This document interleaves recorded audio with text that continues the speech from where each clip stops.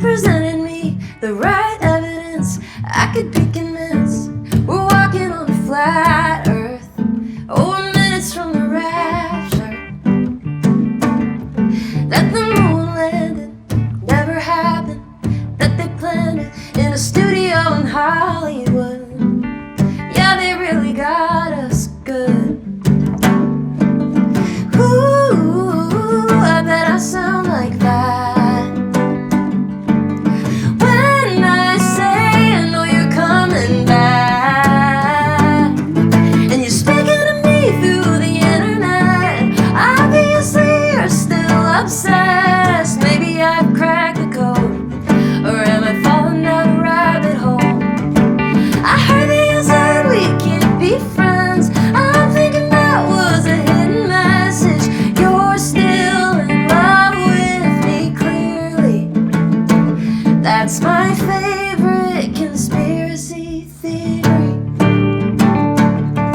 Every star in the sky is a spaceship. Hey, what's up, you guys? Marty Schwartz here with Marty Music, hanging out in Nashville with one of my favorite performer, songwriters. I've also had the pleasure of performing with at this awesome event here that's called the Pitch Meeting. This is the amazing, give it up for Makena Hartlin. So nice to have you. I am so happy to be here. I've said this before, but I'm just trying to throw this out into the universe. So I just want to document it right now. Sometime soon, you may have already written it, but you're going to have some kind of huge song, whether it's yours or for some other artist. I want to make this happen, universe. And you're going to hear some of her talent. Put it out there. Yes, you're going to hear some of her talent right now. You've just blown me away with your musical talent, but the actual songwriting too. But the combo, both. I've seen you perform at the Pitch Meeting. Mm-hmm. That's where we first met. Yep. And shout out to the Pitch Meeting, which is this awesome music event that happens in Nashville for 2 years now? 3 years? 4 even, going on 4. How did you end up in the Pitch Meeting? I moved to Nashville August 2020, and then I met Eric, the founder, and Mike and Tabitha kind of around the same time. Eric was looking for female BGVs in the band, and he liked my originals, and it just kind of naturally went from there. They were my first core group of friends, and then I was in the band every week from its early days. One of the songs you did, I think you should play it, is the Charlie song. Yeah. Charlie, Go Back to Your Wife was the song. Tell me about the song. That one was... Is it true? It is pretty true. It's about an old neighbor of mine. I hope he doesn't find this video, but... With the name Charlie? His name's really Charlie? Yeah, I probably shouldn't have done that, but I did. I just thought it was a really funny title, and me and my friends, Autumn Bicey, and our friend Eric, we wrote it one day, and it just kind of fell out and became this funny thing. And okay, when I wrote it, I was like, this is something that women are gonna love to sing. Go back to you have a woman, get away from me. I was like, this is gonna hit with women. And every time I play it, it is the guys who love it. They're like, oh yeah, Charlie, screw that guy. I don't want to have to bleep out anything. Yes, fair enough. But guys love Charlie, Go Back to Your Wife. I can't explain it. So I just remember it being catchy as all hell. Yeah, it's got a good melody and everything you need. You can sing and dance to it. Yeah. Charlie, go back to your wife. You got a home, 3 kids, and a house on the line. You'll hate yourself tomorrow if you love me tonight. So Charlie, go back to your wife.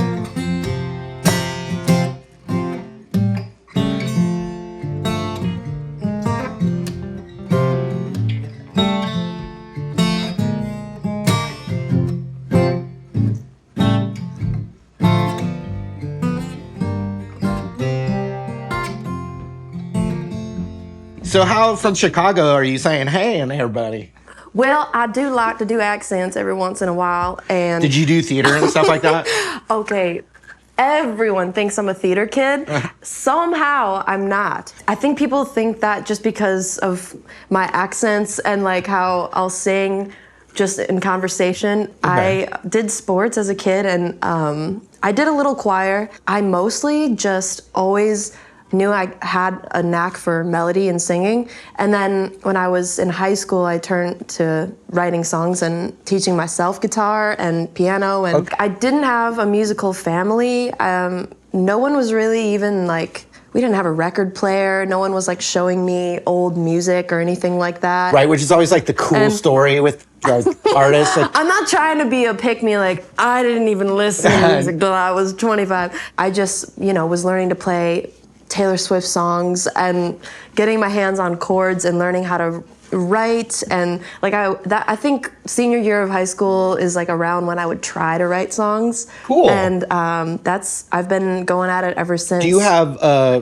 like what's the oldest song you wrote that you still like play? That I still play out?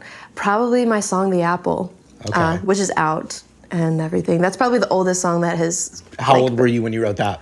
Oh, I was probably like 25. Okay. Yeah. Do you feel you improved as a musician and songwriter just by repetitions and just you keep writing and keep doing it? Oh yeah. I'd like to believe you can always improve, like no matter how old you are and how long you've been doing it. I still believe I can get better, and I'm always trying to do that every day. And Do you have habits, like healthy musical habits that you force yourself to like go through different routines to keep writing and stuff? Like how do you keep yourself working? I think like Nashville has a really good like culture of co-writing, and there's just so many like outgoing and warm, loving people that are like, let's write. And so if you have a bunch of writes on the calendar with people, like that'll like obligate you and force you to just keep that muscle going. And sometimes, you show up to a write and it's not the most inspired day, but it forces you to use that muscle. Just like, you would practice on guitar, like practice the scales, like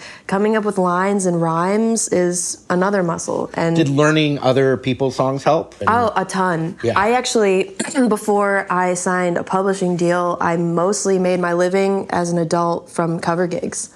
Playing other songs in bars and hotels and everything, and just being able to always perform and put my own twist on covers really carried me. You got an M on there for Makena? It's a Maton guitar. Yeah, that's Have you Australian, ever- right? Yep. I met Tommy Emmanuel in a hotel lobby, and he was, I didn't know it was him. And Hey, creepy old boomer talking to me. he was No, actually, carrying... he's like the sweetest guy. He is. He was so sweet. Like, I was carrying his guitar, like his brand. Oh, his like model? He's Australian, and he's like, he recognized it, and he's like, that's unusual. And I was like, yeah. And then he had a guitar too, and I was like, I see you play too. He was real humble. He was like, yeah. I was such a dork that day.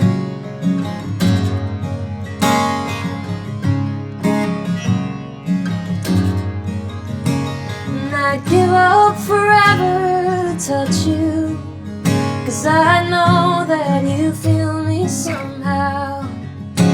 You're the closest to heaven I'll ever be, and I don't wanna go home right now. All I can taste is this moment. All I can breathe is your light.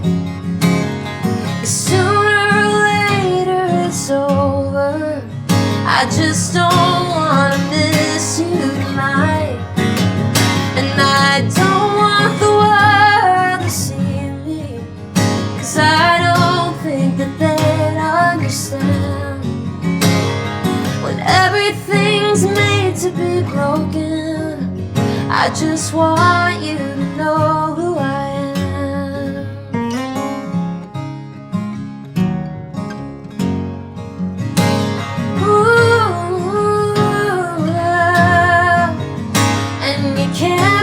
The tears that ain't coming, or the moment of truth in your eyes.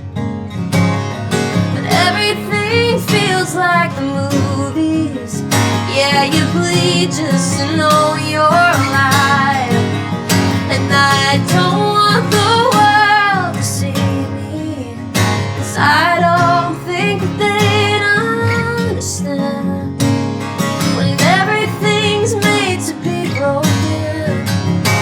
just want you to know who I am. Ooh.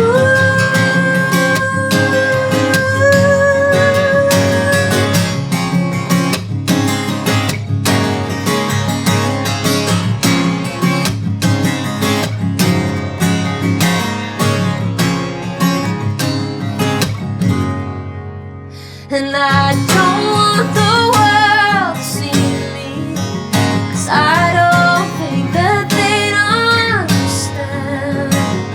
When everything's made to be broken, I just want you to know who I am.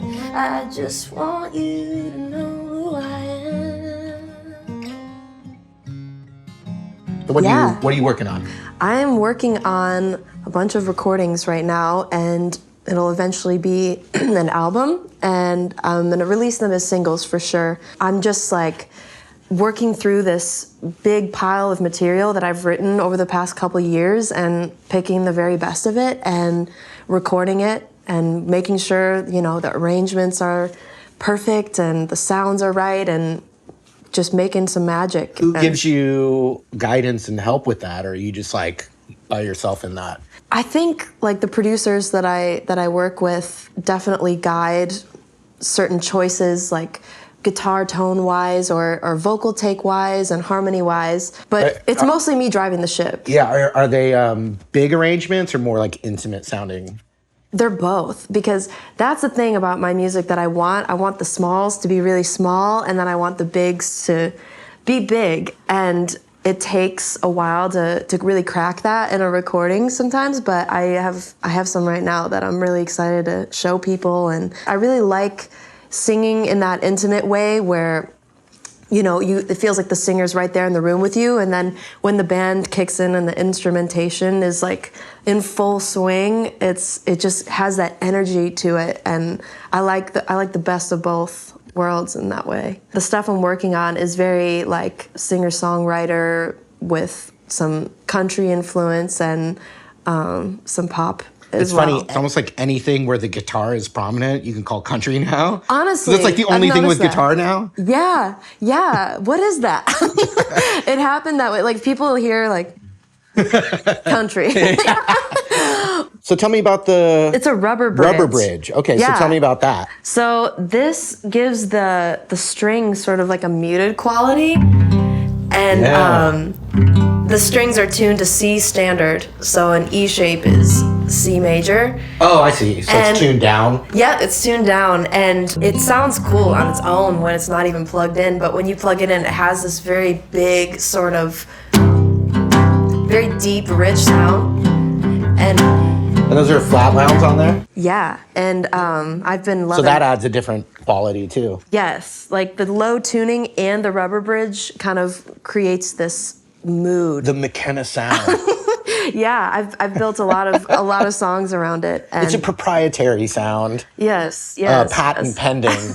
Patent pending. I'd love to hear the song that you had prepared with that tuning and everything. This is called My Heart is a Gun, and it's just about being fragile and wanting to open up, and love is a scary thing, so I kind of use that metaphor to explain it.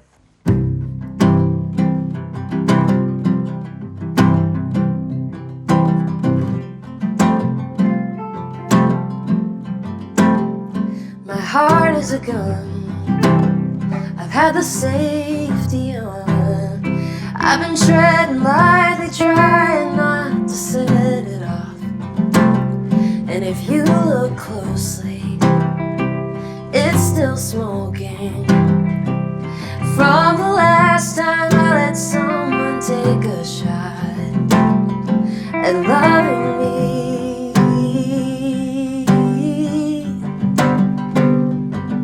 So if you wanna hold it, don't you turn it around on me. I got a bullet in the chamber.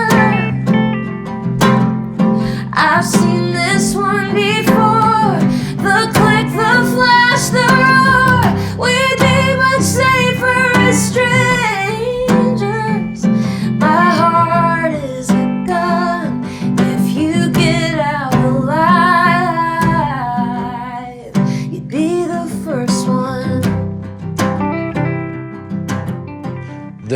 way you have that guitar set up with that song, like Yeah. it's really complement each other. Thanks. Did you come up with the music on that, and Yes. then the song came out because of the vibe? Totally. I got this guitar in September, and I just, the whole feeling I get from playing it made me think of that. And Did it already have the flat mounts on it when you bought it, or?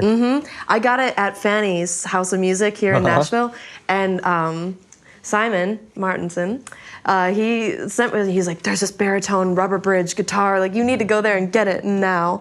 And I went to the shop and like I picked it up, I had it in my hands, and everyone was like, you don't want that guitar, like, because they wanted it. They were trying to convince reverse me. psychology. Yeah, but I swiped it up. Sorry, guitarists of Nashville.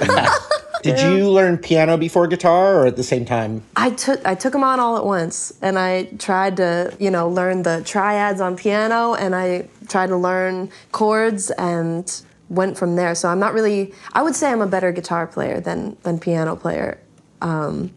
But I've gotten stronger on the piano over the years. Yeah. But It probably help each other. Yeah. Like just understanding, like you can see intervals better on piano, Yes. but guitar's got its own thing. Totally. What was the first thing you ever learned on guitar? I first learned how to play Fix You by Coldplay. It's a good one. It's a great one. It's one of the best songs.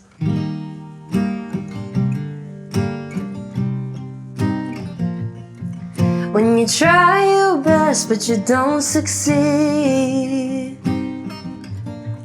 when you get what you want but not what you need, when you feel so tired but you can't sleep, stuck in reverse.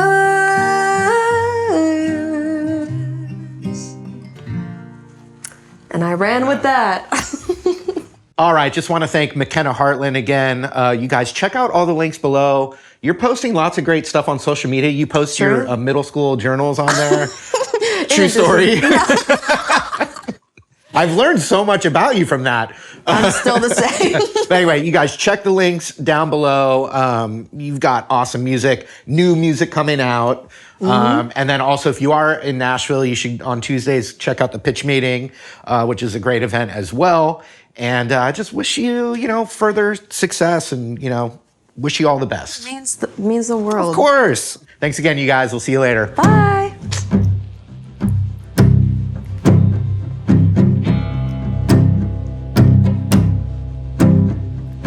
If I were Moses, I'd part the ocean. I'd walk 1,000,000 miles to you.